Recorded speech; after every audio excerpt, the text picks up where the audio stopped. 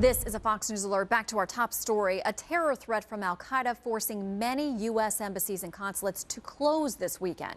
U.S. intelligence calling the threat serious and credible. The State Department closing at least 21 embassies and consulates in hotspots all across North Africa and the Middle East on Sunday. That includes Egypt, Libya, and Afghanistan, and also issuing a global travel warning for all Americans. Lisa Daftari is a Mideast journalist and a Fox News contributor and joins us to talk about this. Good to see you today. Thanks for coming in. My pleasure. What do you make of this? I mean, it seems like there's a very specific warning, a very specific threat potentially behind this. Right. It's both specific and broad at the same time. Specific in that we know that the State Department has a credible threat.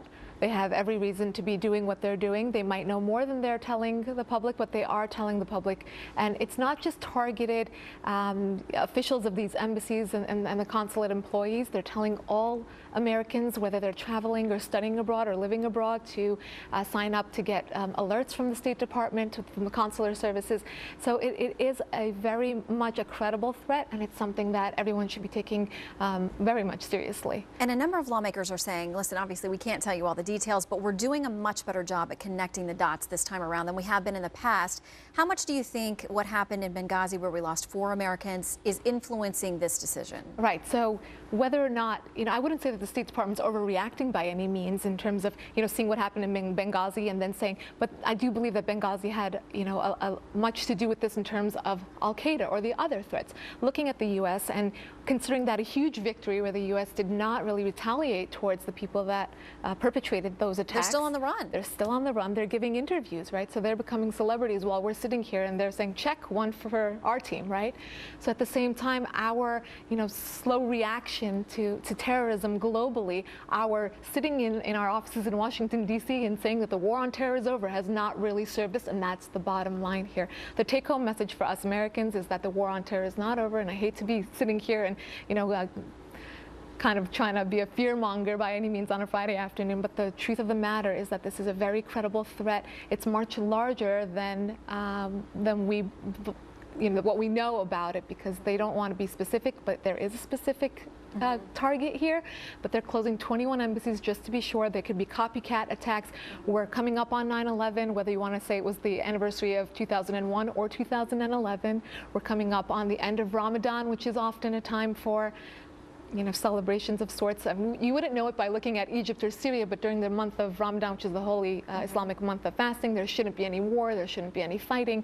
There has been, obviously, in all these countries where there's a lot of political turmoil, but Wednesday ends the holiday, and we're thinking that Sunday might be the beginnings, hopefully not, of other planned plots. And I noticed in a lot of these countries, we do have a very robust diplomatic corps in a number of these countries. And in a number of these countries, we also send a lot of foreign aid. I mean, billions of dollars to these places. Right, but we see a lot of the influences of al-Qaeda and other elements that are very anti-West, anti-American also growing there. And we've said this before on this network, if you want to hate us, you can hate us for free. So we need to know where these elements are. We need to eradicate them, and especially when there's a threat such as this one, we need to be ahead of the game and not behind it as we have been in the past. Yeah, better safe than sorry in any case where, I mean, the government gets, we know, volumes of potential threat material every single day. And for whatever reason, and there have been briefings on the Hill, everybody has agreed that this is a legitimate issue. We know those embassies are closing on Sunday. We know that the travel warning appears to run through the end of the month. And there's also talk from the State Department that the closure of those embassies and consulates could continue past Sunday, right, based on what we've learned. Right. The threat has actually now been extended to the end of the month. And we only know that because of the travel warning that's been issued to those that are traveling and working abroad. And again, this has to be so incredibly serious and not an overreaction, because look at how much tourism will be lost on every end when you look at it. So I don't think that the State Department has really thought about this, and they wouldn't put out such a serious and stern warning for until the end of August if that was not the case. Do you think that we'll learn any more about the threat more than we know now, or do you think it's just something that the government's going to have to keep close to the vest? If they do have to keep it close, then we'll understand and we'll know that that was for the best. But I do believe that they are giving out information as is needed by the American public and those traveling and working abroad to stay safe.